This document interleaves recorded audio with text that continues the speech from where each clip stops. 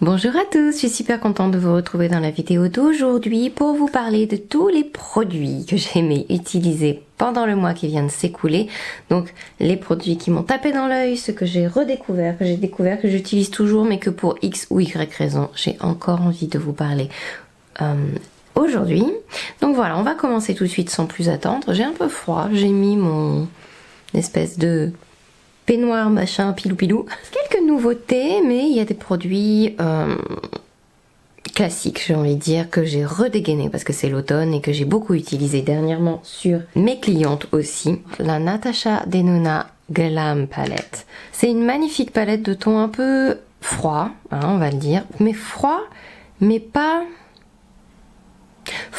chiant. Froid et facile à utiliser sur tout le monde. Froid et absolument sublime.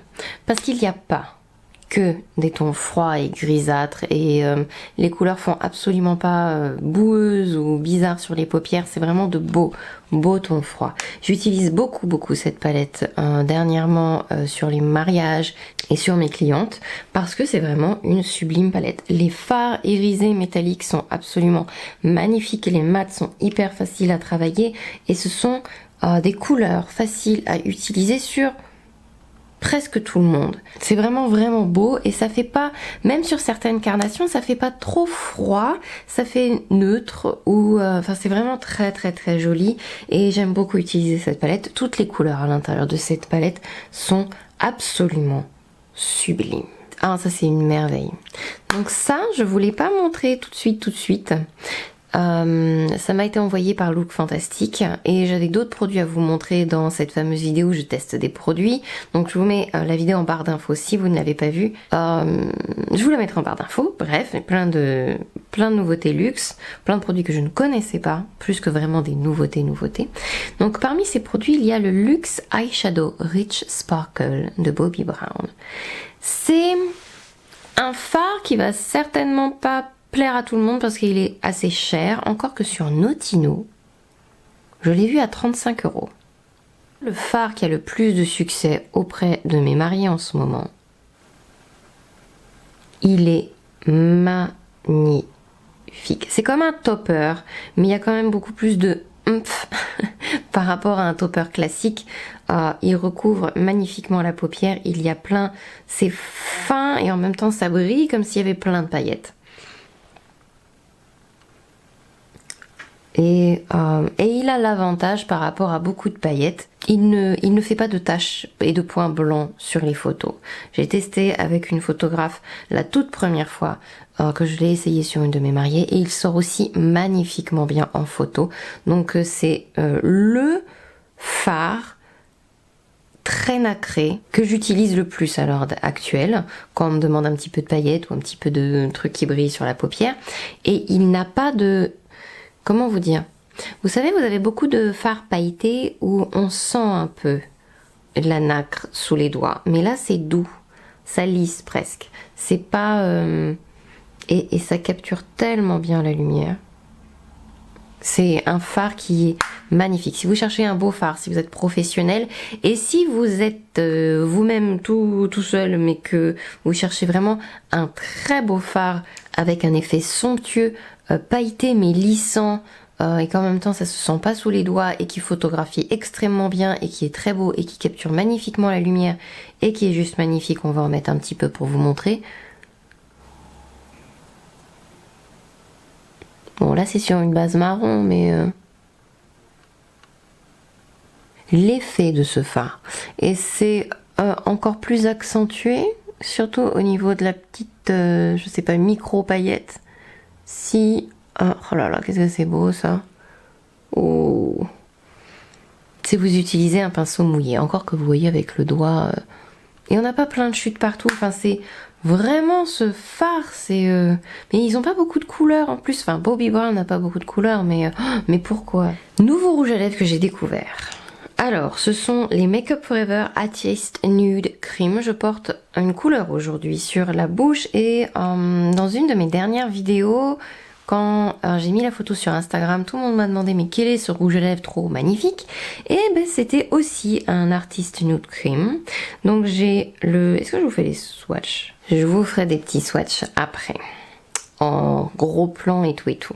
Donc j'ai plein de couleurs. Là je porte la 01. Le principe de ces rouges à lèvres liquides, c'est d'avoir un nude pour toutes les couleurs et de peau. Voilà. Après, je dois dire que je ne respecte pas forcément le... Alors, si vous êtes clair, vous allez porter le 01. Et si vous êtes moins clair, vous allez porter le 02.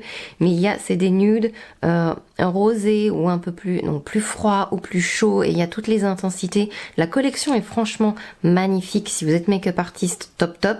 Et si vous êtes vous tout seul, ils sont top. Ils sont... Alors, ce sont pas des rouges à lèvres liquides... mat, ce sont des rouges à lèvres crème. Ils sont très crémeux, très pigmentés. Ils ne collent pas, ils tiennent très bien pour des rouges à lèvres qui ne sont pas mat. Et ils sont très beaux sur la bouche. Je les aime beaucoup, je dois dire, et ils ont aussi pas mal de succès dernièrement, enfin depuis que je les ai en fait, parce que les couleurs sont hyper faciles à porter et elles sont hyper sympas. Enfin, j'adore.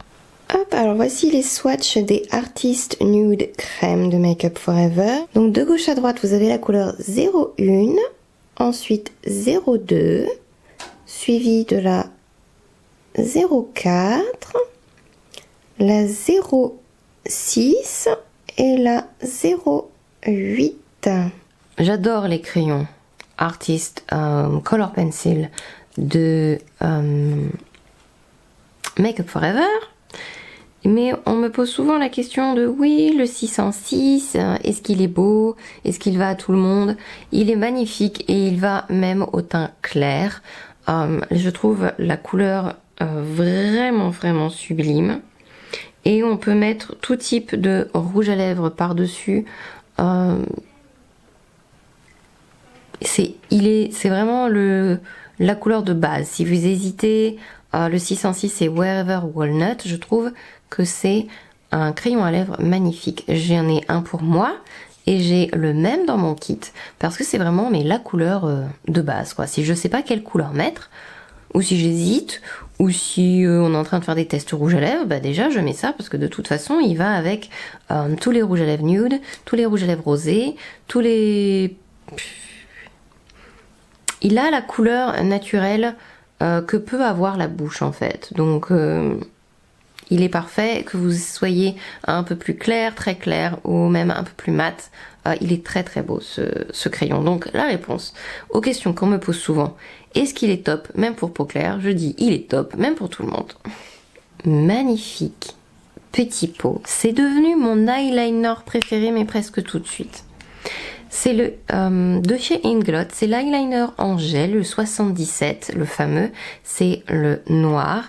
Je trouve déjà le packaging hyper bien. Pourquoi? Parce qu'il est hyper léger. C'est tout en plastique. Vous savez, certains eyeliners ont un pot en verre et du coup, ils sont très lourds et quand on en a plusieurs dans le sac, laissez tomber. Déjà, on en a 3 tonnes rien qu'avec les eyeliners, on en a 3 tonnes avec les fonds de teint, bref. Il est noir, il est intense, il est hyper facile à travailler et il tient vraiment très bien, même sans avoir à mettre de Duraline dedans. Parce que souvent dans les autres eyeliners crème que j'avais, j'utilisais une petite goutte de Duraline parce que ça assouplit un petit peu en plus la texture de l'eyeliner, ça le rend un tout petit peu plus liquide et ça le rend vraiment imperméable à tout et n'importe quoi. Mais je dois dire que sans Duraline, c'est le meilleur eyeliner que j'ai testé, il tient super bien. J'aime beaucoup la texture, il est facile à appliquer, il n'est pas trop sec et sans être trop... il n'est pas trop pâteux, vous voyez, pas trop... la texture est vraiment top. Alors je sais qu'avec le temps, il va s'épaissir certainement un tout petit peu et avec le temps, j'aurai à mettre certainement un petit peu de Duraline, mais il tient vraiment très bien, même sans avoir à tricher. Et ça, c'est pas souvent. Donc notez, il est formidable. Alors ceci, c'est le Falsies Lash Lift Waterproof Mascara. Alors, je ne vais pas vous le montrer aujourd'hui parce que c'est le meilleur mascara du monde que j'utilise sur moi. Je vous le montre aujourd'hui parce que c'est le meilleur mascara du monde que j'utilise sur les autres.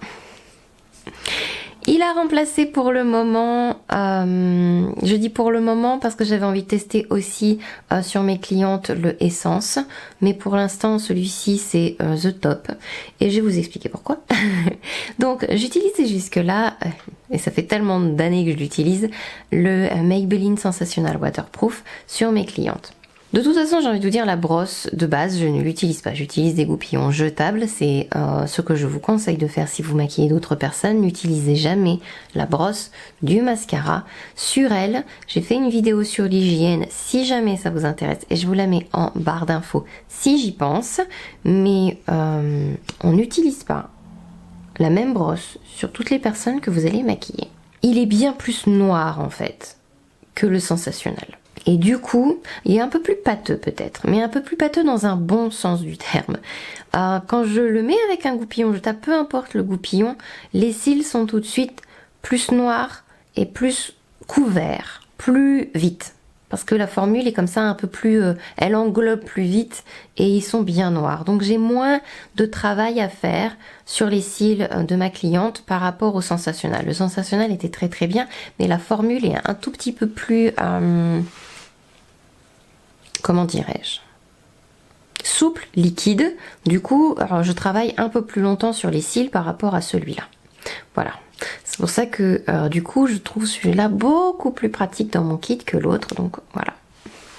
Après sur les cils, il est très très bien à utiliser sur moi, pourquoi pas, j'ai beaucoup aimé l'utiliser, mais c'est la brosse en fait dont je suis moins fan. J'aime beaucoup la formule, moins la brosse. Alors ça fait longtemps, je vous ai pas parlé et j'avais envie de vous en reparler parce que c'est quand même une de mes poudres favorites.